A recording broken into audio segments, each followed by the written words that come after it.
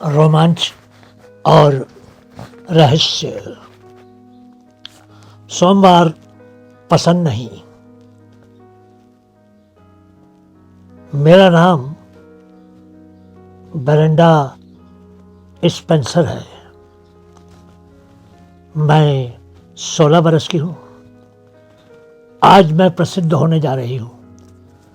मूर्खों, इस दिन को, आज के दिन को, 29 जनवरी 1989 के दिन को इतिहास के पन्नों में देखना। आज के इस दिन को हर कोई याद रखेगा। हाँ, आज के दिन को, सोमवार का दिन है। आज बहुत ठंड है। मैं आज स्कूल नहीं जा रही हूँ, लेकिन मुझे स्कूल ना जाने के लिए किसी भी बहाने की ज़रूरत नहीं है। मुझे इससे घृणा है। इतनी ठंड में कोई भी मुझे स्कूल की उस ठंडी कक्षा में उस नीरस टीचर के भाषण को सुनने को नहीं भेजेगा। मम्मी डैडी के अलग होने के बाद से ही कोई इस तरफ ध्यान नहीं देता है कि मैं क्या करती हूँ और क्या नहीं। कोई मेरी परवाह नहीं करता है। माँ, वो डैडी के उस पुराने घर में रहने चली गई थी, जैसे कि मेरा कोई अस्तित्व ही नहीं था। मुझे नहीं लगता कि मम्मी मुझे कभी पसंद भी करती थी। वो मेरी तरफ इस तरह से देखती थी जैसे कि वो मुझसे डरती थी। मैं भी उनकी परवाह नहीं करती थी। भाड़ में जाए। आज के बाद मैं इतनी प्रसिद्ध हो जाऊंगी कि मुझे किसी की भी ज़रूरत नहीं होगी। मैं एक छोटे से शहर में, एक गंदी सी सड़क में, एक छोटे से प्राथमिक स्कूल के सामने, सड़क के उस पार रहती हूँ।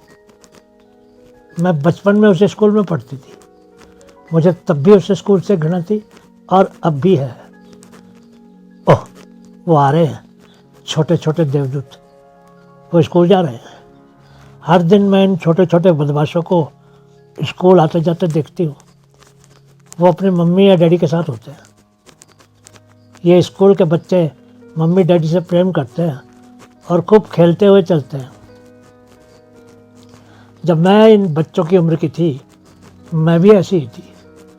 मैं मन में उन बच्चों को कहती हूँ, इस प्यार मोहब्बत की आदत मत डालो दुष्टों। तुम्हारे मम्मी डैडी का तुमसे ये प्रेम ज़्यादा नहीं चलेगा। वो बच्चे मेरी आवाज़ नहीं सुनते हैं, पर मैं जानती हूँ कि कुछ देर के बाद ज़रूर सुनेंगे। मैं समाचार की सुर्खी बनने वाली हूँ। इस छोटे से शहर में ही नहीं, शायद पूरी दुनिया में ही। मौसम के समाचार देने वाले ने कहा था कि आज का दिन सबसे ठंडा दिन होने वाला था। शायद इसका भी कोई अर्थ हो। शायद ये भी एक संकेत है कि आज का दिन मुझे प्रसिद्ध बनाने के लिए ठीक है। शायद हो भी सकता है। फिर वो जो स्कूल का प्रिंसिपल है, जो हर दिन बच्चों के लिए स्कूल का गेट खोलता है और उन दुष्टों को स्कूल के अंदर ले लेता है, उस प्रिंसिपल के चेहरे पर हमेशा ही एक नशीली मुस्कान होती है वैसे मूर्ख ही। जल्दी ही वो नहीं मुस्कुराएगा।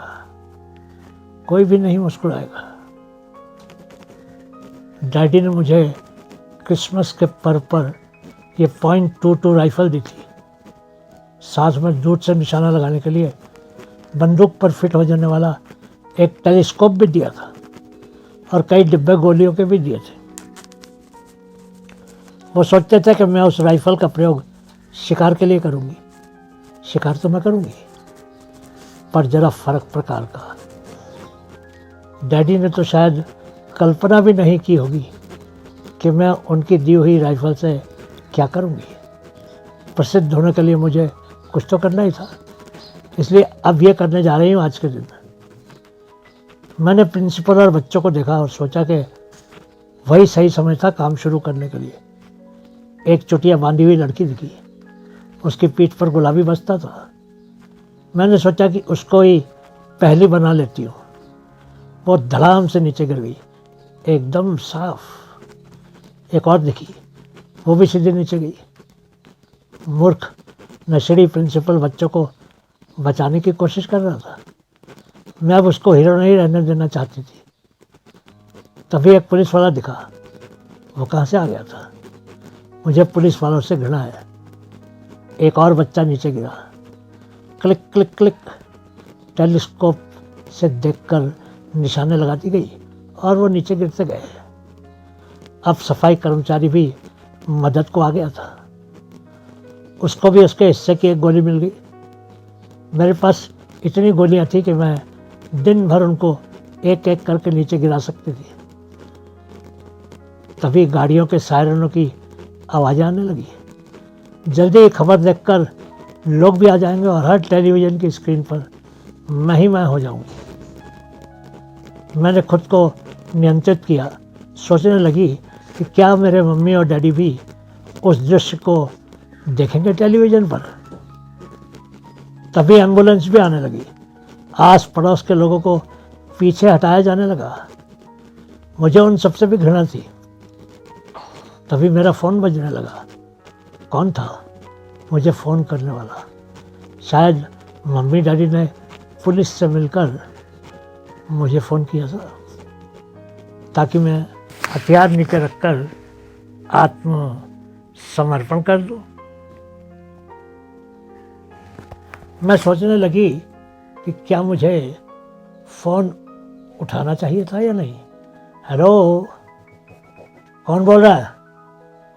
मैं एक पत्रकार हूँ। पत्रकार? तुमको मेरा नंबर कैसे मिला? तुमने ये सब क्यों किया है और अब भी गोलियां चला रही हो? आखिर क्यों? मालूम नहीं, कोई कारण तो नहीं है, बस यूं ही मज़े लेने के लिए कर दिया ये सब कुछ। मुझे सोमवार का दिन पसंद नहीं है। मुझे तो ऐसा लग रहा है जैसे तालाब में एक एक करके बत्तखों को मार रही हूँ, दूर से निशाना लगाकर। अब कोई प्रश्न मत पूछना, मुझे जाना है। मैं और लोगों को भी निशाना बनाना चाहती हूँ। वो मेगाफोन पर बोल रहा है, एक सुअर पुलिस वाला। वो मुझे बाहर निकलने को कह रहा है। मैंने खुद से कहा, बाहर भी निकलूंगी तो गोलियां चलाती हुई, उन पर गोलियां चलाती हुई। मैं यहीं अंदर कुछ घंटे ही रहूँगी और फिर देखूँगी कि मुझे आगे क्या करना है। इन मूर्खों को मेरा नाम तो ठीक से लेना चाहिए। Miranda Spencer. काफ़ी देर हो गई है और अब मज़ा भी नहीं आ रहा है। मैं हाथ ऊपर उठाकर बाहर निकलूँगी। वैसे भी मैं सिर्फ 16 साल की हूँ। पुलिस वाले एक नाबालिग लड़की पर गोली नहीं चलाएंगे। पहले बियर ख़त्म कर लूँ और फिर बाहर जाती हूँ।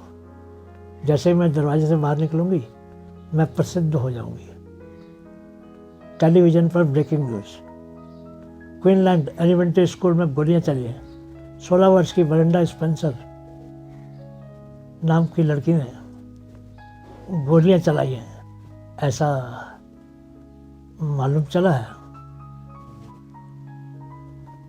2 लोग मारे गए हैं और 9 घायल हैं। 7 घंटे की बातचीत के बाद मिरांडा स्पेंसर ने पुलिस के सामने आत्मसमर्पण किया, बिना किसी और घटना के। जब उससे पूछा गया कि वो अपने ही समाज के लोगों पर गोलियां क्यों चला रही थी, तो उसने बस इतना ही कहा कि उसको सोमवार के दिन अच्छे नहीं लगते हैं। मुझे प्रसिद्धि तो मिली, लेकिन वो ज़्यादा समय नहीं चली। 30 वर्ष से जेल में हूँ। अब तो बूढ़ी होने लगी हूँ और किसी को भी याद नहीं है कि मैं कौन थी या कौन हूँ। इतने लोगों को मारने के बाद मेरा यही स्थान था।